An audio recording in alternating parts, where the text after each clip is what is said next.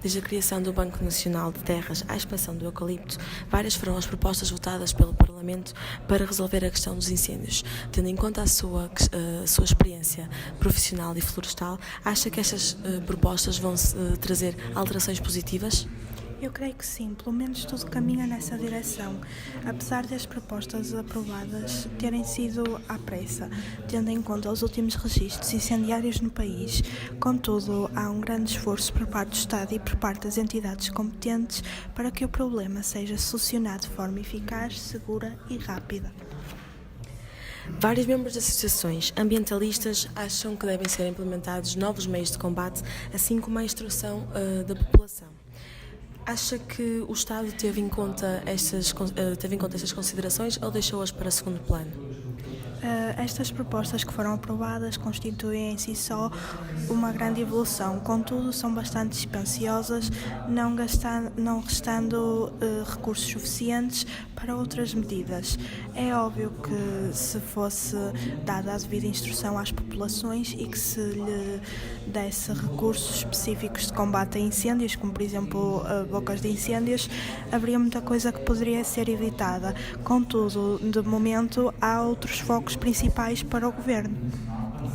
Relativamente às questões de regime jurídico para as ações de arborização, rearborização ou adensamento florestal, está de acordo com as medidas que vão ser implementadas e o que representam essas mesmas ações?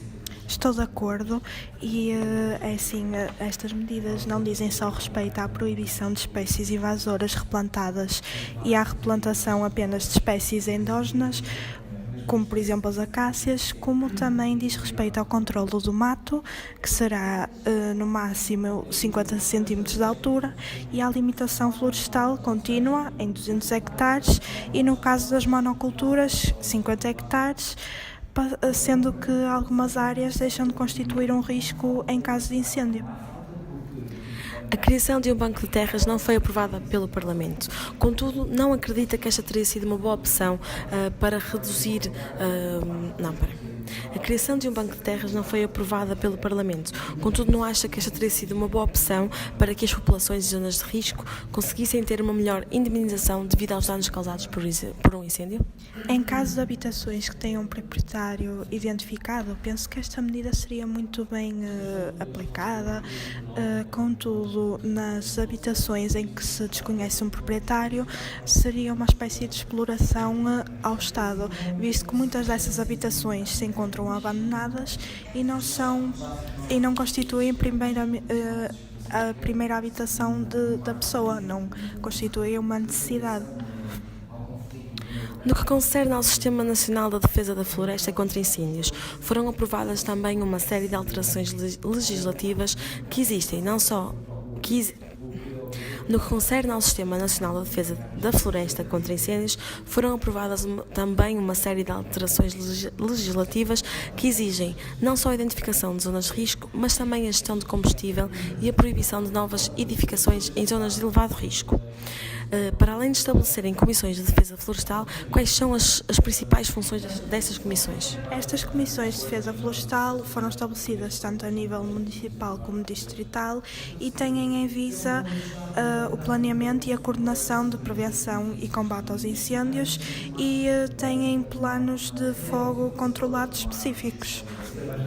De que forma os benefícios fiscais conseguem então anteceder ou precaver os incêndios? Estes benefícios fiscais estimulam a união por parte dos proprietários, fazendo com que se reduza os custos de gestão e ajudando também à própria prevenção dos incêndios.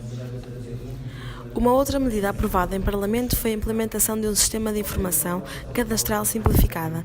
Porém, durante décadas tem-se verificado inúmeras tentativas falhadas por parte do Estado para criar um caro e complexo cadastro florestal. O que mudará então exatamente com este novo sistema? É assim, o motivo desses fracassos deve-se ao facto de não se conhecer os proprietários de cerca de 30% da floresta portuguesa. Portanto, o Governo agora irá permitir um registro gratuito dos terrenos para que esses proprietários os possam registar e este sistema será uma versão muito menos complexa do anterior cadastro florestal.